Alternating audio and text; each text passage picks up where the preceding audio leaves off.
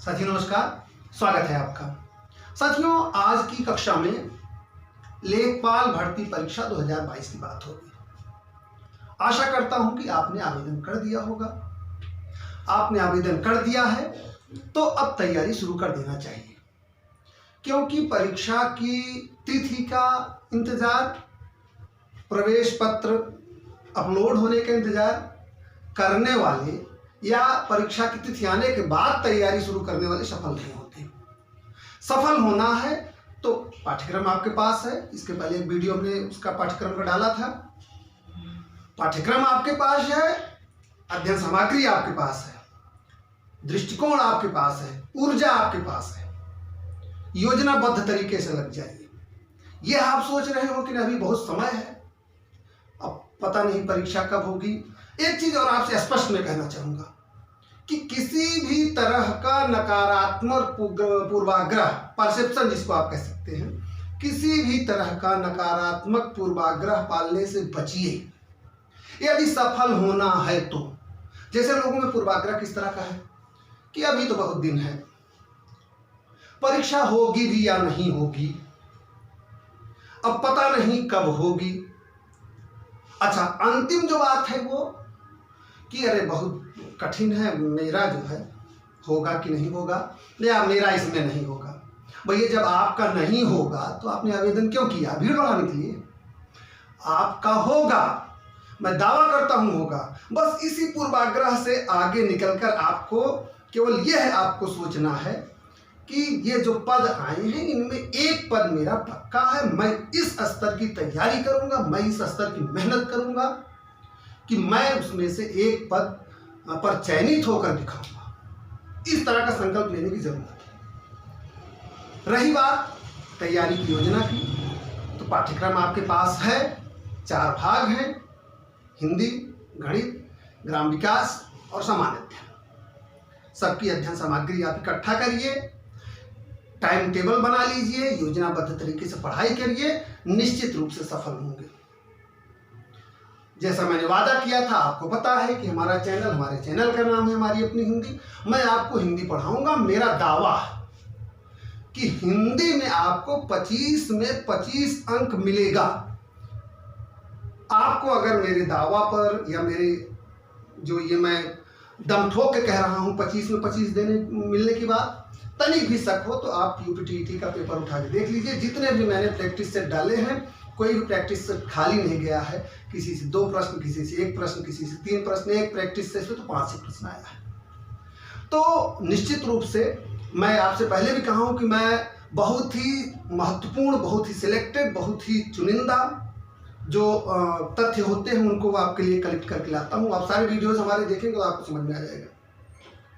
तो मैं आपसे यही वादा करता हूं कि हिंदी में आपको 25 में 25 अंक मैं दिलवाऊंगा। बस आप हमसे जुड़े रहिए। चैनल को सब्सक्राइब नहीं किया आपने तो सब्सक्राइब कर लीजिए, नोटिफिकेशन का बटन दबा दीजिए और अपनी तैयारी को पूरी ईमानदारी से शुरू कीजिए। लेखपाल भर्ती परीक्षा का हिंदी का जो पाठ्यक्रम है वो पूरा मैं आपको पढ़ाऊंगा। उसके बाद पूरा प्रैक्टिस सेट आपको नियमित रूप से मिलता रहेगा। आज अब हम चलिए चर्चा शुरू करते हैं।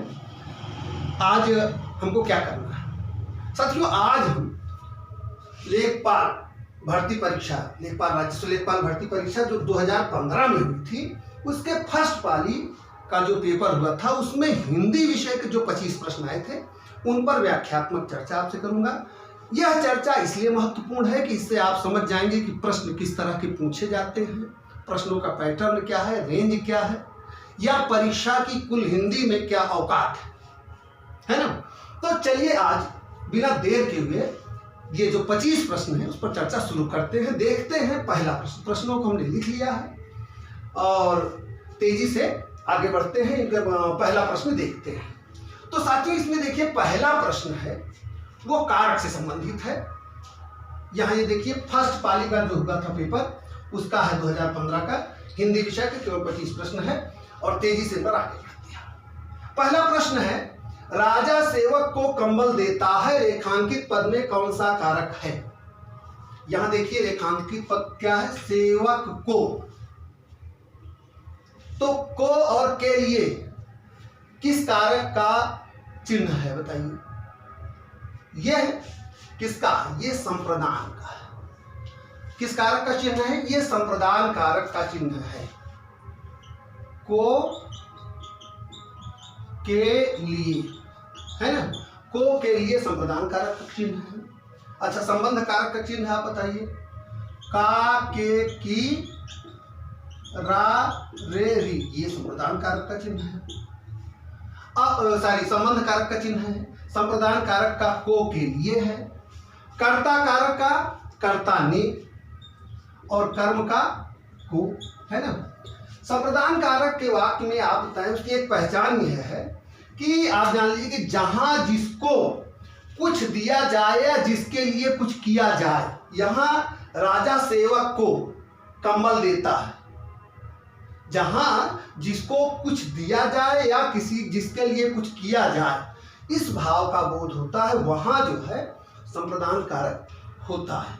तो यहां आप देखिए, कारक से जो पहला प्रश्न है, इसमें राजा सेवक को कंबल देता है, इसका सही उत्तर क्या होगा? इसमें संप्रदान कारक होगा। चलिए आगे बढ़ते हैं, दूसरा प्रश्न देखते हैं जो कि विलोम से संबंधित है। विलोम से संबंधित दूसरा प्रश्न है, इसमें कह रहा है कृश, विलोम शब्द चुनिए, कृश का विलोम क्या होगा? कृश का अर्थ क्या होता है? कृश का अर्थ होता है दुबला पतला, है ना, क्षीण, है ना। तो इसमें उसका विलोम क्या होगा? इसका सटीक विलोम इसमें दिख रहा है हमको, यह है हृष्ट पुष्ट। हृष्ट पुष्ट जो है यानी स्वस्थ तंदुरुस्त, और कृश का मतलब दुबला पतला कृशकाय, उसका विलोम पूछ रहा है, हृष्ट पुष्ट होगा। और 3 शब्द दिए हैं, देखिए इसमें एक शब्द दिया है भाव। भाव का अर्थ क्या होता है साथियों? भाव का अर्थ होता है संसार। विटप, विटप का क्या अर्थ होता है? वृक्ष। केश, एक शब्द दिया है, केश का क्या अर्थ होता है? बाल, ठीक है ना। चलिए अगला प्रश्न देखते हैं। अल्पज्ञ, अल्पज्ञ का विलोम आपको बताना है।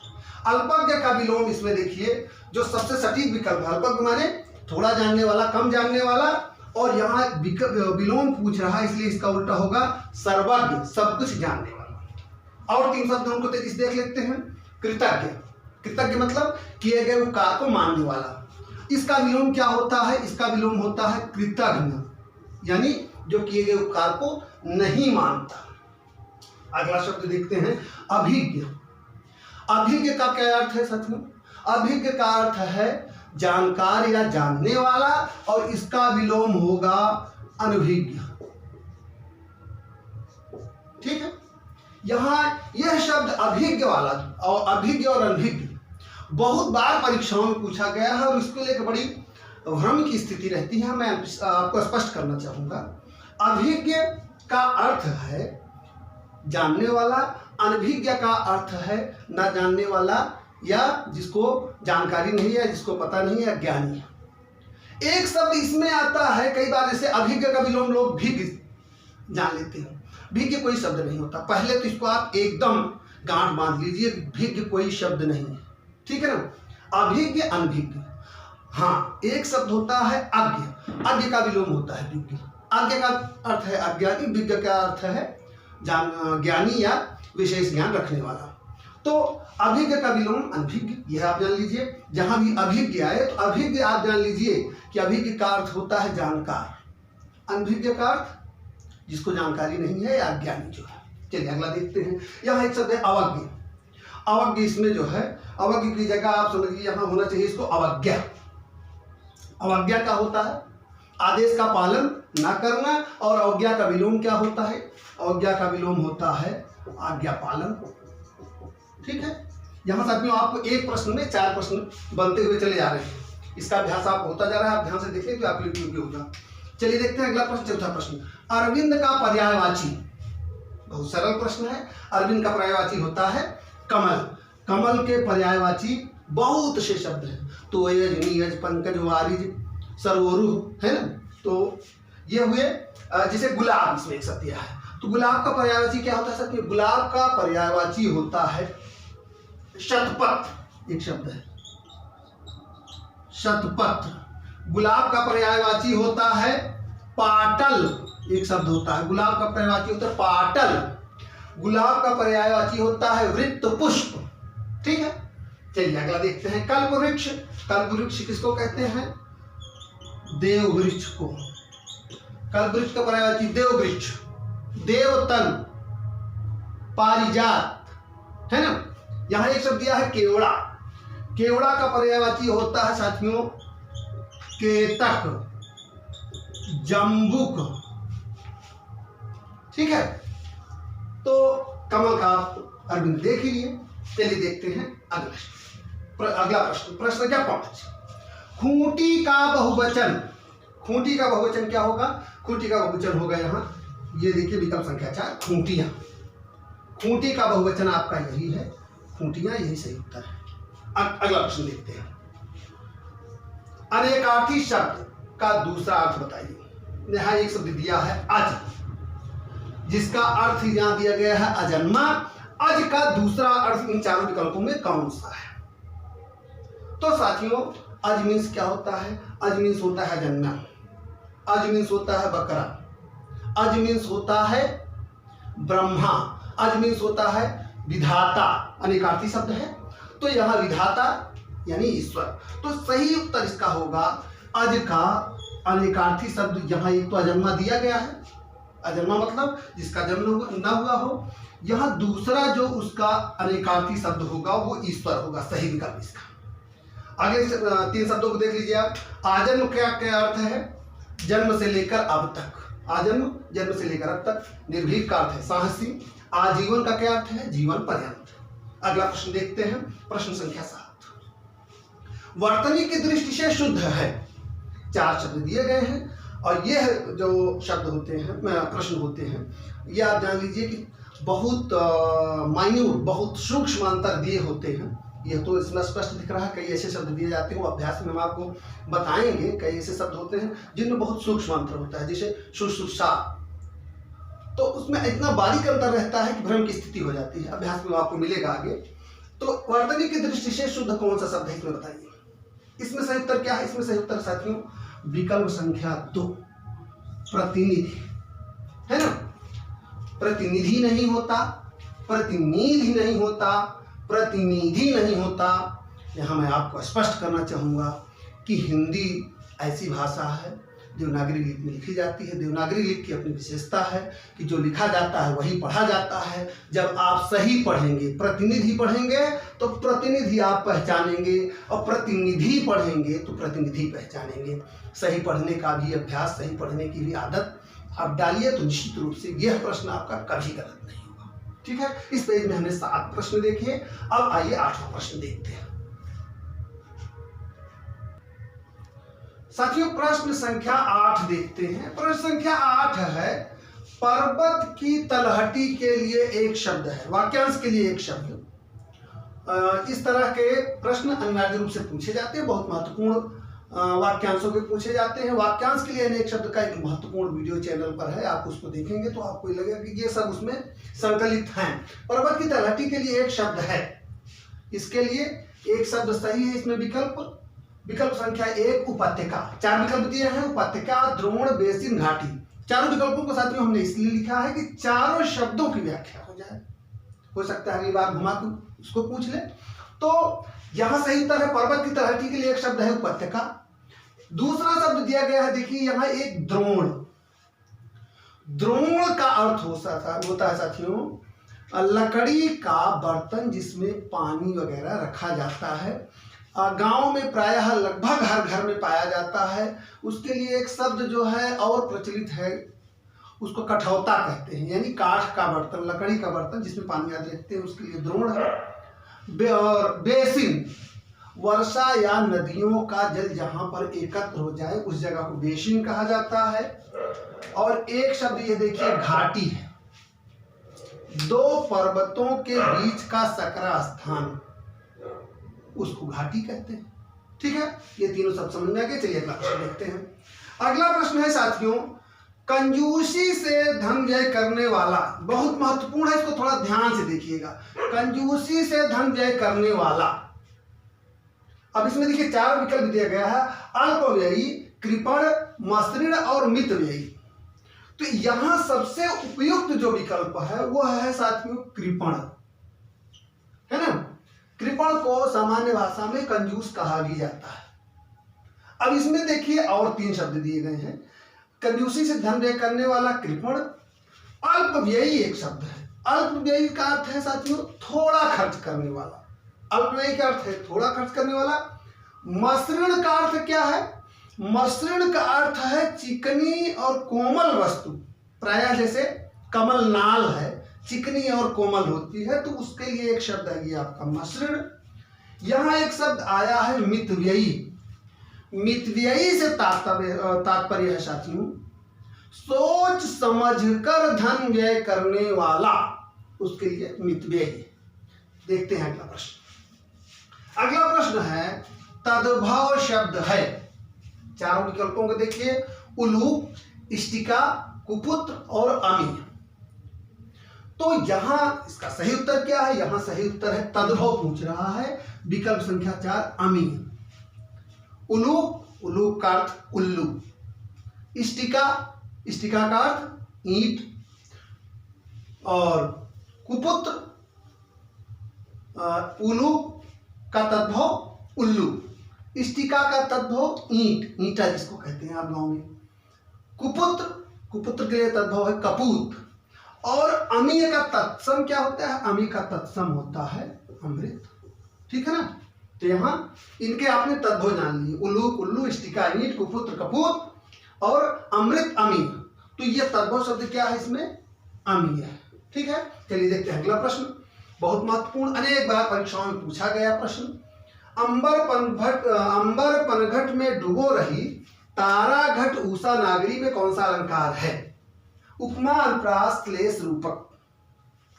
अंबर पनघट, तारा घट, उषा नागरी।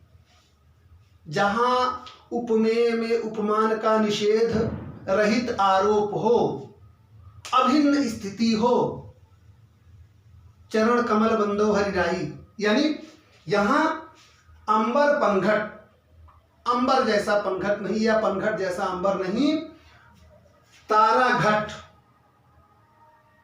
यानी घट जैसे तारे नहीं, तारा घट, उषा नागरी। तो यहां उपमेय में उपमान का निषेध रहित आरोप हो रहा है, अभिन्न स्थिति हो रही है, अभेद की स्थिति हो रही है, वहां रूपक है। तो यहां सही उत्तर क्या है? इसका सही विकल्प है रूपक। ठीक है ना? जहां उपमेय में उपमान का निषेध रहित आरोप हो वहां रूपक है। अब देखिए उपमा अलंकार दिया है। उपमा अलंकार आप जानते हैं, सिंपल सी बात हमें सरल सी भाषा में समझ लीजिए।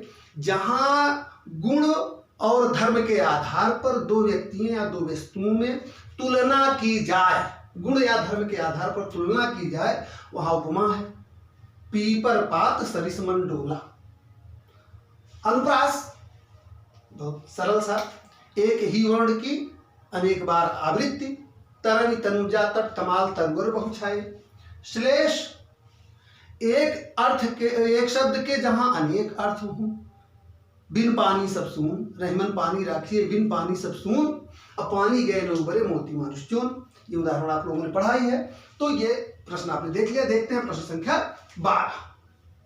उसका, इसमें देखिए ये विलोम पूछ रहा है, मुझे लग रहा है। उसका हृदय इतना कोमल है कि वह मित्र तो क्या अपने डैश डैश को भी चोट नहीं पहुंचा सकता। तो यहाँ मित्र क्या, अपने, 4 विकल्प है, प्रतिरोधी, शत्रु, सहयोगी, विपक्षी, और इसका सही उत्तर होगा शत्रु। यहाँ क्या भरा जाएगा? मित्र क्या अपने शत्रु को भी चोट नहीं पहुंचा सकता। अगला प्रश्न देखते हैं। देश रक्षा के लिए प्रत्येक नागरिक को रहना चाहिए क्या? देश रक्षा के लिए प्रत्येक नागरिक को रहना चाहिए क्या? उद्यत, उद्धत, प्रबुद्ध, संबद्ध, 4 शब्द दिए हैं। यहां सही उत्तर है, सही विकल्प है इसका साथियों, विकल्प संख्या 1 उद्यत। यहां चलिए हम इसको देखते हैं। उद्यत इस तरह से लिखा जाएगा, द इसमें आधा है। उद्यत का अर्थ क्या है? तैयार या प्रस्तुत। तो देश रक्षा के लिए प्रत्येक नागरिक को तैयार या प्रस्तुत रहना चाहिए। दूसरा शब्द है देखिए उद्धत। उद्धत जो है इस तरह से लिखा जाएगा। उद्धत का अर्थ होता है साथियों अविनीत। अविनीत, ठीक है ना। अगला शब्द है प्रबुद्ध। प्रबुद्ध का अर्थ होता है क्या? प्रबुद्ध होता है चैतन्य या सचेत, प्रबुद्ध। संबद्ध का अर्थ है जुड़ा हुआ, ठीक है। इनकी व्याख्या इसलिए जरूरी है कि बहुत महत्वपूर्ण शब्द हैं, इनको आप साथ में देख लीजिए। प्रश्न संख्या 14 देखते हैं, बहुत सरल प्रश्न है। निर्धन में कौन सी संधि है? निर्धन धन, निहि प्लस धन, निर्धन, बस बात है, विसर्ग संधि है, ठीक है। कौन सी संधि है? विसर्ग संधि। अगला प्रश्न है देशांतर में समास है। यह प्रश्न साथियों इस प्रश्न पत्र में, इस परीक्षा में यह प्रश्न जो है ये गलत पूछा गया था। गलत मतलब मेरा अर्थ यह है कि चारों विकल्प इसमें से गलत थे। कैसे गलत थे चलिए इस पर देखते हैं, जो मुझे लग रहा है। देशांतर में समास है, देशांतर शब्द दिया गया है, देशांतर में समास है। पहला विकल्प दिया है द्वंद्व, दो पदों में और छिपता हो जहां वह द्वंद्व हो, माता पिता भाई बहन हरिहर की वह रसछंद हो, तो यहां और नहीं छिप रहा है, तो द्वंद्व क्या है? द्वंद्व नहीं है। चलिए कर्मधारय, जहां विशेषण विशेष संबंध होता है वह भी नहीं है, कर्मधारय भी नहीं है। बहुब्रीहि, दोनों पद अप्रधान और अर्थ क्या है? भिन्न। पंकज है ना, अर्थ क्या है? तीसरा अर्थ उसका, तो यहां बहुब्रीहि भी नहीं है। और दिगु, प्रथम पद संख्यावाची चौराहा, वह भी नहीं है। तो यहां है क्या? देशांतर यानी देश में अंतर, यह होगा तत्पुरुष। देशांतर में तत्पुरुष समास है, ठीक है। तो इस पेज में आपने प्रश्न संख्या 8 से 15 देखा। अब आज देखते हैं 16वां प्रश्न। सचिव प्रश्न संख्या 16 देखते हैं। प्रश्न संख्या 16 है रस से संबंधित।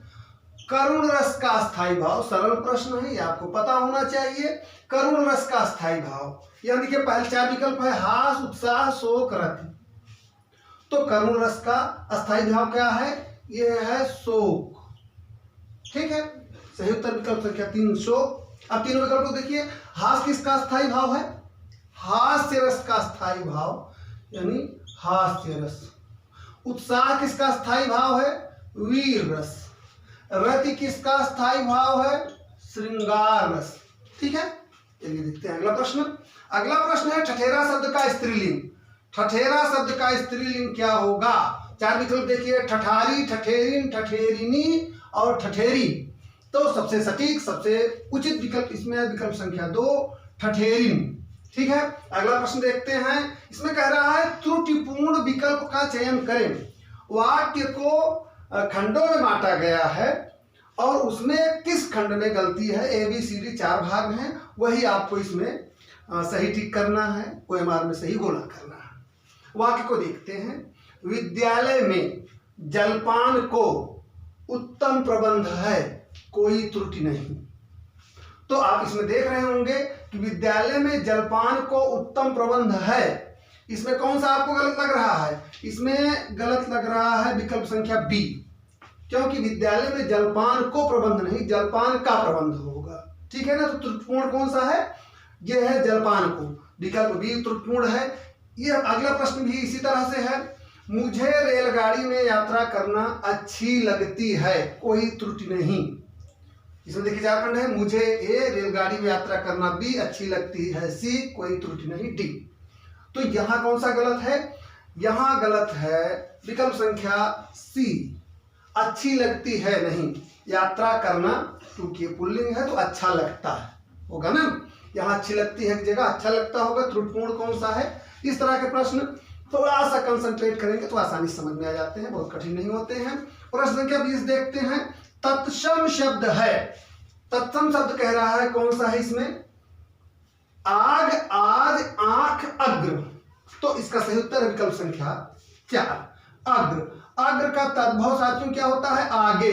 अग्र का तद्भव क्या होता है? आगे होता है। अब इसका तत्सम जान लेते हैं। आग का क्या होता है? आपको शायद पता ही होगा, अग्नि। आज का क्या होता है? आज का होता है अद्य। आंख का क्या होता है? आंख का होता है अक्षी। ठीक है ना, और आगे का अग्र, ठीक है। तो तत्सम शब्द इसमें कौन सा है, यह अग्र जो है यह तत्सम है। चलिए देखते हैं अगला प्रश्न। ये बहुत ध्यान से देखिए, एक वाक्य दिया है, मैं खाना खा चुका था। वाक्य को ध्यान से देखिए, मैं खाना खा चुका था। इस वाक्य में कौन सा भूतकालिक भेद है, भूतकाल का कौन सा भेद है। 4 विकल्प दिया है, पूर्ण भूत, आसन्न भूत, संदिग्ध भूत और सामान्य भूत। तो इसमें सही उत्तर है साथियों विकल्प संख्या आपका 1 पूर्ण भूत। सही उत्तर क्या है, विकल्प संख्या 1 पूर्ण भूत। अब पूर्ण भूत की विशेषता क्या है, पूर्ण भूत की विशेषता है कि बीते समय में कार्य के समाप्त होने का, पूरी तरह से कार्य के समाप्त होने का बोध हो तो वहां पूर्ण भूत होता है। वाक्य देखिए कह रहा है कि मैं खाना खा चुका था, यहां कार्य के समाप्त होने का पूरी तरीके से बोध हो रहा है, इसलिए इसमें यह पूर्ण भूत होगा।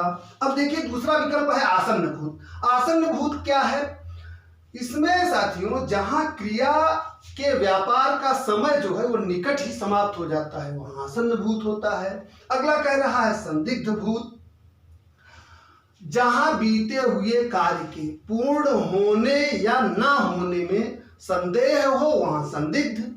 और सामान्य भूत की बात हो रही, सामान्य भूत में होता क्या है कि जहां बीते हुए समय का निश्चित पता नहीं होता वहां सामान्य भूत होता है। तो देखते हैं यहां सही उत्तर क्या है, पूर्ण भूत। देखते हैं अगला प्रश्न, प्रश्न संख्या 22। यह लोकोक्ति है, खिसियानी बिल्ली खंभा नोचे। इसका सही अर्थ क्या है, इसका सही अर्थ है, 4 विकल्प दिया गया है, किसी बात पर शर्मिंदा होकर क्रोध करना, अपनी शर्म छुपाने के लिए व्यर्थ झुलाना, अपने से बड़े पर क्रोध करना और कायरतापूर्ण व्यवहार करना। तो यहाँ सबसे सटीक विकल्प इसका साथी होगा विकल्प संख्या 2, अपनी शर्म छुपाने के लिए व्यर्थ झुंझलाना, बेअर्थ झुंझलाना। खिसियानी बिल्ली खंभा नोचे, ठीक है ना। तो इसका सही उत्तर विकल्प संख्या 2, अपनी शर्म छुपाने के लिए व्यर्थ झुंझलाना। इस पेज में आपने प्रश्न संख्या 16 से लेकर 22 तक देखा है। 3 प्रश्न बचे हैं, आइए अगले पेज में देखते हैं। साथियों प्रश्न संख्या 23 देखते हैं, कह रहा है सही वाक्य का चयन करें। इसमें 4 वाक्य दिए गए हैं, व्याकरणिक रूप से जो वाक्य सही है उसी पर आपको टिक लगाना है, उसको पॉलिश करना है OMR शीट में। 4 वाक्यों को देखिए।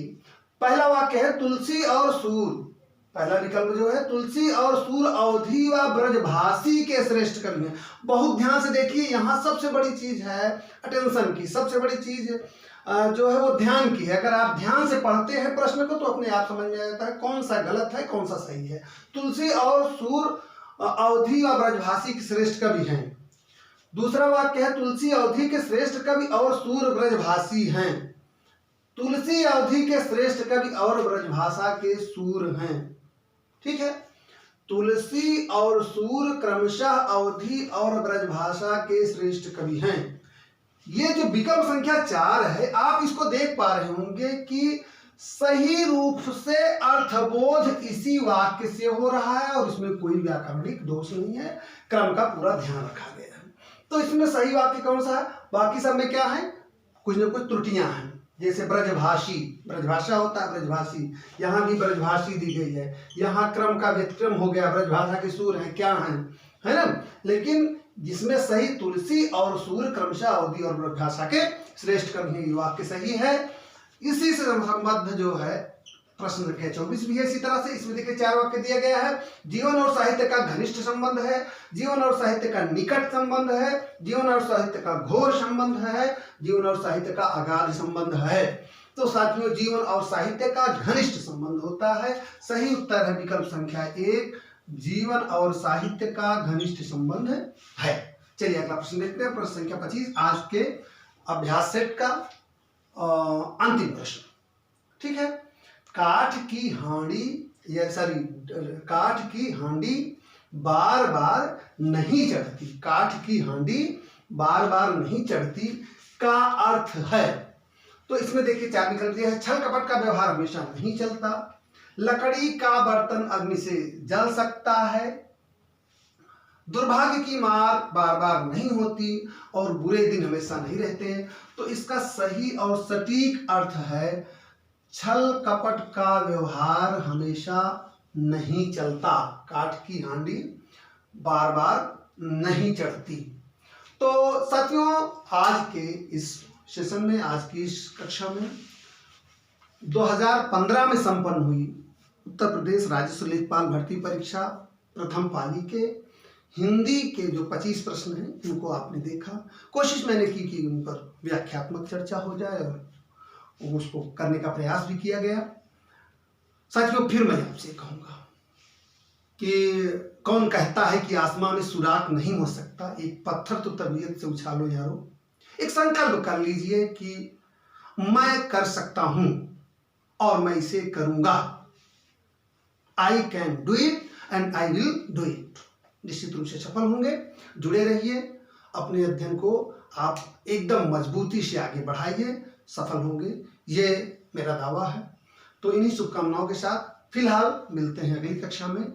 अगली कक्षाएं आप जान रहे हैं लेखपाल भर्ती परीक्षा के लिए ही निरंतर चलेंगी, तो जुड़े रहिए और उसका लाभ लीजिए। फिलहाल आज के लिए इतना ही। धन्यवाद, नमस्कार।